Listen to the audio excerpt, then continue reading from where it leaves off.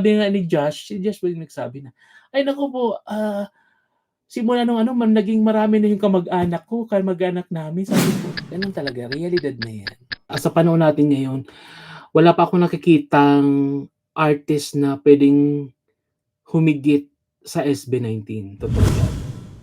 Kahit yung mga icons and ano, pasensya na, reality. Do'n tayo sa real talk.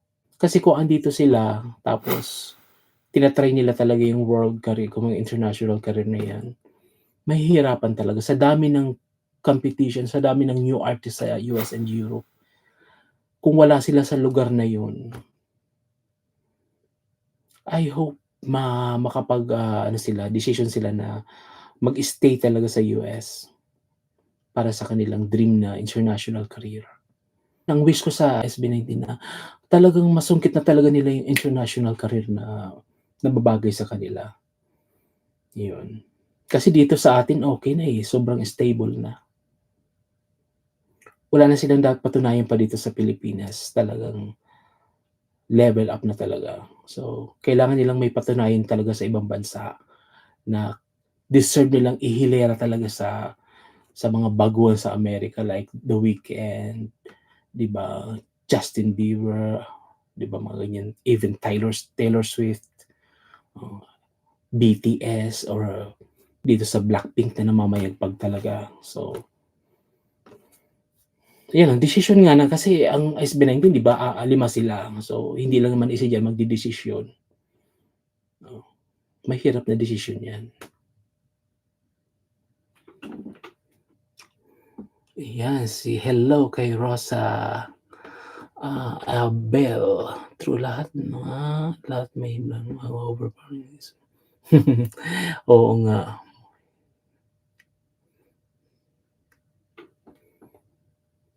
mm. Walang ano, sa tingin ko so far sa panahon natin ngayon, wala pa akong nakikitang artist na puwedeng humigit sa SB19, totoo 'yan. Kahit yung mga icons and ano, pasensya na, reality. Do'n tayo sa real talk. Ang respeto natin sa mga icons and ano, legends ng music industry, gano'n talaga, respeto dapat diyan talaga. Pero aminin natin talaga yung tagumpay ngayon ng SB19, mahirap talagang ano 'yan, matapatan na ngayon talaga sa totoo lang. Pinatunayan nila kahit nga ako na-shock talaga ako do'n sa ano, sa Philippine Arena, eh. Hindi ko kinaya talaga, sabi ko first time na nakita ko pag-open ko ng YouTube, una kong ay sa cellphone ko pala nakita muna. Sabi ko, ah, sabi ko parang ano 'to, hindi lang three times, naging more than 10 times yung tao, yung 18. Gano'n ako na-shock talagang wow. And, nag-ano pa yung ano, ang SB19 pinaglaruan pa yung ano, 18, talagang pinagano'n yung mga light stick pinagalaw, 'di ba, parang wave. Lalong yung mata ko talaga na talaga, wow. Sabi ko ganito na pala talaga karami, grabe. Kaya ano, yung, sinasabi ko nga ngayon na ang realidad ngayon ng ano, ng music industry nasa kamay ng SB19. Totoo 'yan. Sila yung nasa top, I hope gamitin talaga nila yung power na 'yan.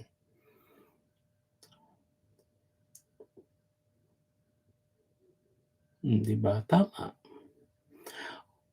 Especially nakakadagdag pa sa ano na talagang ni isang guest talaga, I think ganon ba talaga katotoo na wala talagang ano doon, special guest sa concert. Kasi talagang sinolo talaga nila ano, walang promotional na, sisikat kasi si ganito kaya na-sold out yung event, yung concert na yun, wala.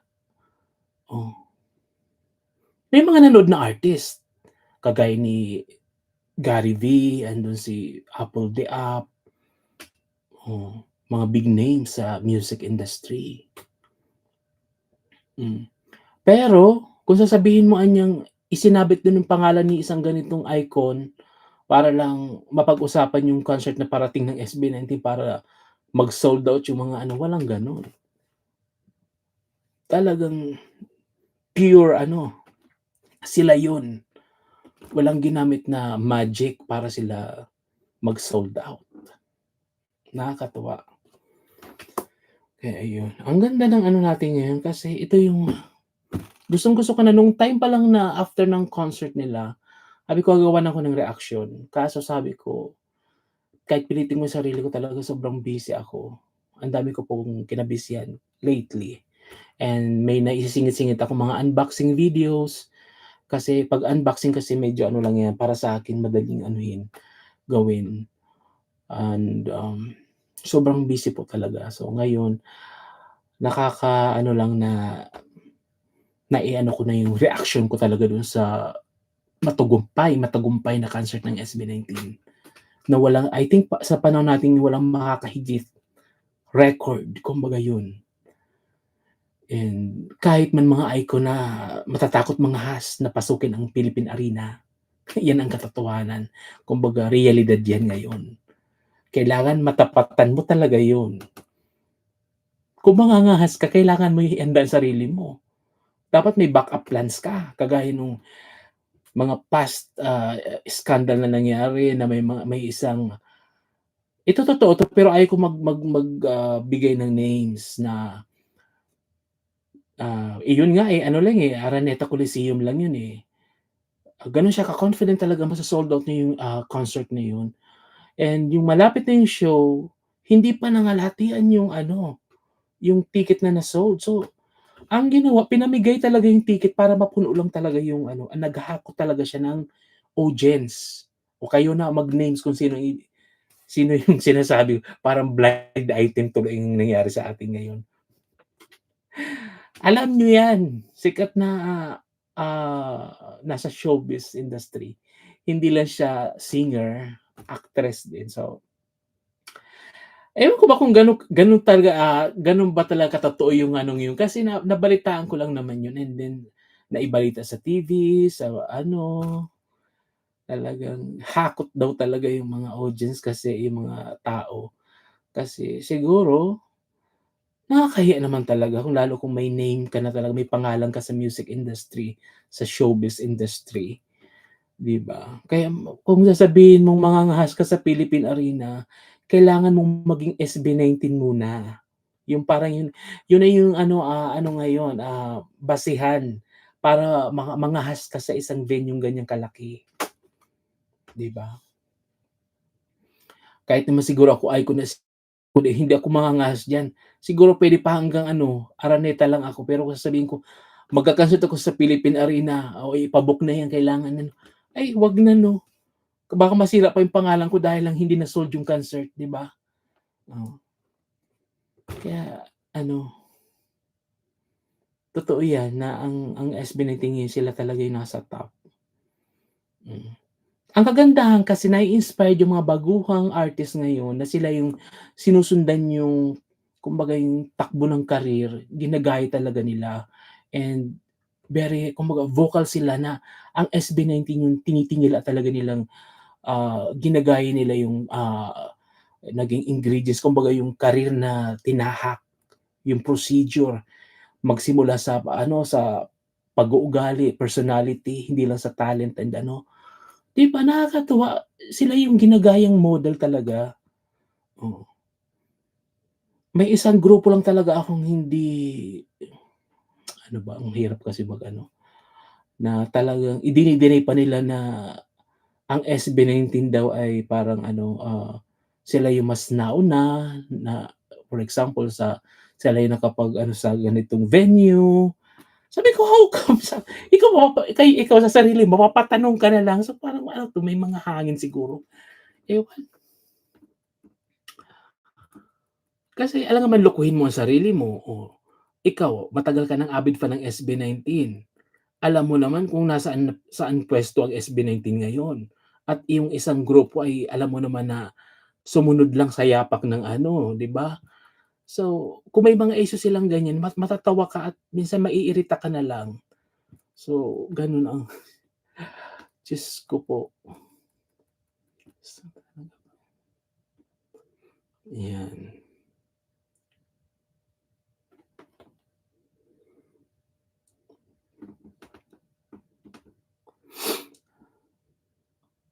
Yan. So, totoo yan. Ay, Diyos ko.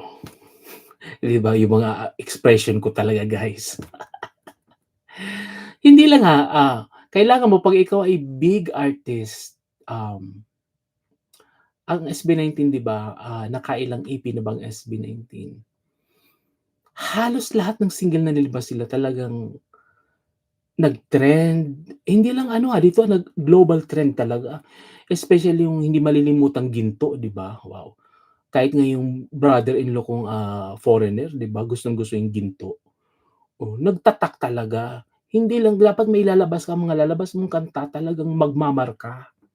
So, isa pa 'yan sa batayan ng pagiging ano, kumbaga kung talagang totoong nasa top ka dapat mapatunayan mong marami kang iconic na song na nailabas. Hindi lang naglabas ka ng naglabas ng mga song, hindi naman nagmarka. 'Yun ang ibig ko sabihin. So, how many singles, 'di ba? Kahit nga hindi first single, yung kagaya nung Manananggal ng ano, ng SB19, 'di ba? Isa yun sa mga favorite kong ano, nailabas nilang, single. And especially yung ano naman, mamimili ka na lang kung anong gusto mong moment like Mapa, oh. 'Pag napakinggan mo naman ang Mapa iba naman ang dating sa'yo, 'di ba? Oh, kunwari, yung ano, may isa akong paborito doon sa last EP na ginawa nila bago itong, Simula at Wakas, yung ano nga yun parang same sound siya ng Don Ka, Cream Zone, yun. Grabe din yun, isa yun sa mga paborito ko, 'di ba? Ngayon kasi guys, isa sa bukod sa single na Dun Ka, yung Time. Sino ba sa inyo ang may gusto dun sa song na yun? Ang ganda talaga. Kahit yung melody and ano, napaka-genius talaga ng SB19 yung ano, yung nilapat nilang sounds doon sa lyrics na yun, ang ganda. Yung bitaw ng mga vocal quality, yung boses ni ano, ni Pinuno dun talagang grabe, nagsha-shine talaga.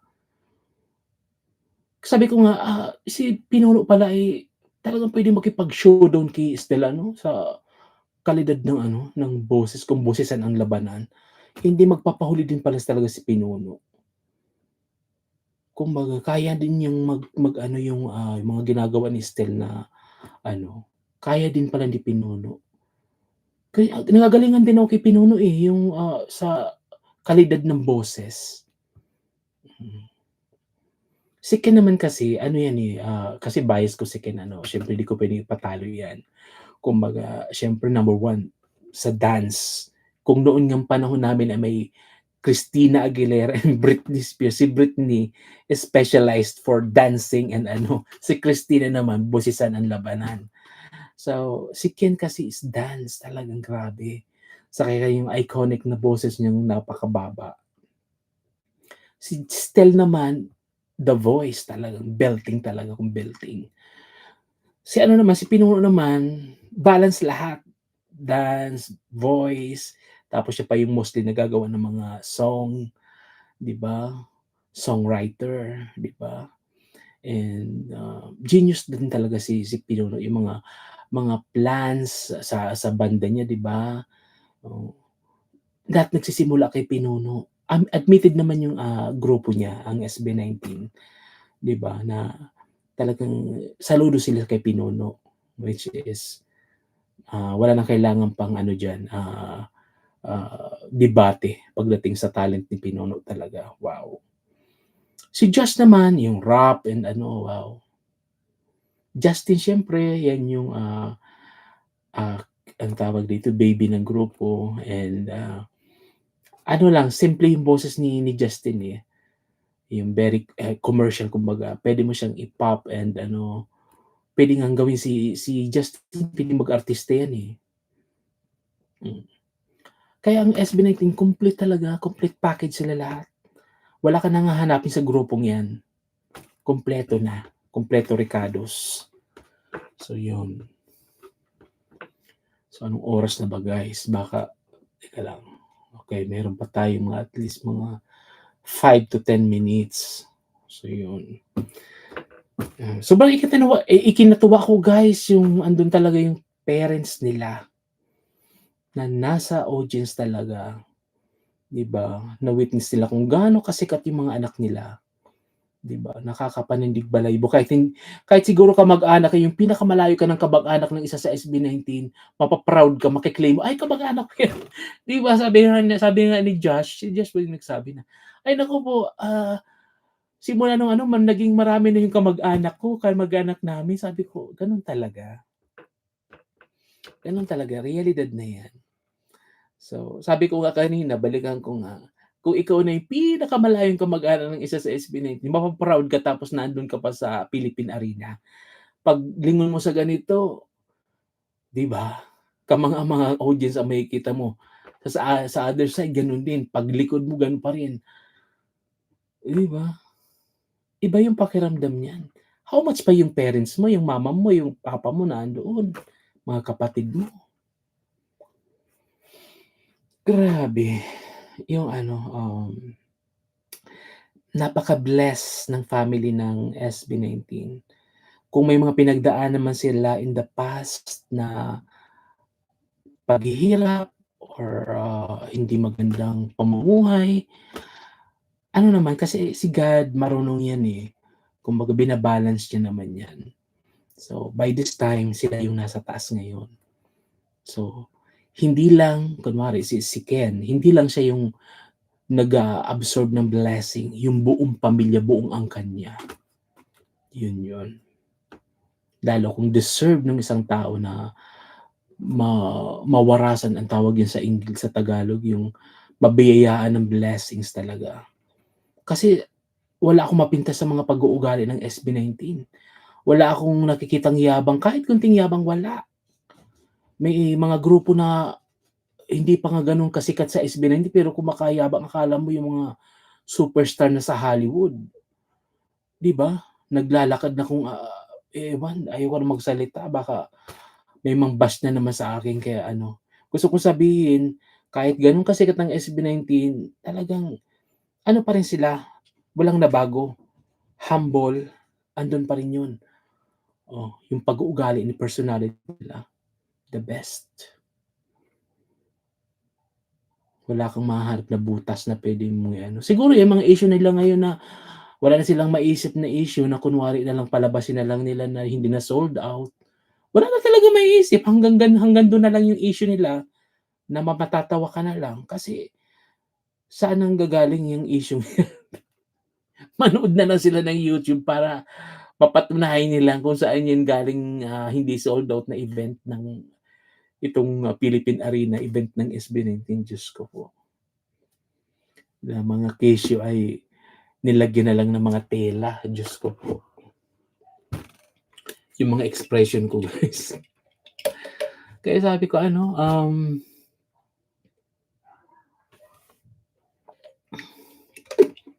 good luck sa kanila, sa mga basher. Pero karamihan diyan sa basher naman, wala kayo guys, nanood diyan ng concert ng SB19. Panigurado yan. Kung kunwari yung mga basher pero nag-enjoy yan sa concert. Nasa loob yan ng Philippine Arena. Oo. Naki-party-party yan doon. Kunwari, ay, tapos makikita mo nagja-jump-jump. Ay, ewan yung mga iba talagang mga basher ay. Iyon. And, looking forward sa upcoming, international league yung, especially sa US. I hope maglabas sila sa Chicago para makapag-live. And, kasi I think parang 2 states lang sa US yung pupunta ng SB19 this, tour. Yung, San Francisco and Los Angeles. Tama ba guys? So tinanggal nila lahat yung New York, Chicago, Texas, parang wala na. So I hope magdagdag pa sila ng states. Kasi after that, diretso na ata sila sa Canada. And may mga naririnig ako talaga, hindi pa sure pero naririnig ko talaga na magdadaos din sila sa Europe. magsisimula diyan sa London sa UK. Totoo ba 'yan guys? Pa-confirm na lang. 'Yun ang dinig ko talaga. And yung ang Middle East and dito sa Asia din, I think parang Singapore and Japan, may mga gano'n. Pero ang sure ako Dubai, parang gano'n. And pagkatapos yan guys ng Canada. And I think yung ikakasa nila talaga yung sa Europe. Yun ang alam ko. So kung sino man ang mga nanonood ngayon, kung nasa Europe kayo, please guys, suportahan natin ang SB19. Ang daming mga Pilipino sa iba-ibang panig ng mundo. Kung magawi, mapunta man dyan ng SB19, wag na kayo mag-think twice.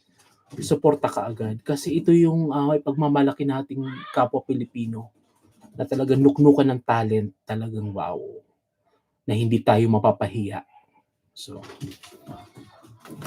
yan, dumating na yung aking mga pamangkin na karatista. Yan, naririnig ko na yung sila Bambina. Nagkakarate kasi guys, tawag dyan. So thank you guys sa mga nanood ngayon sa ating pa-live.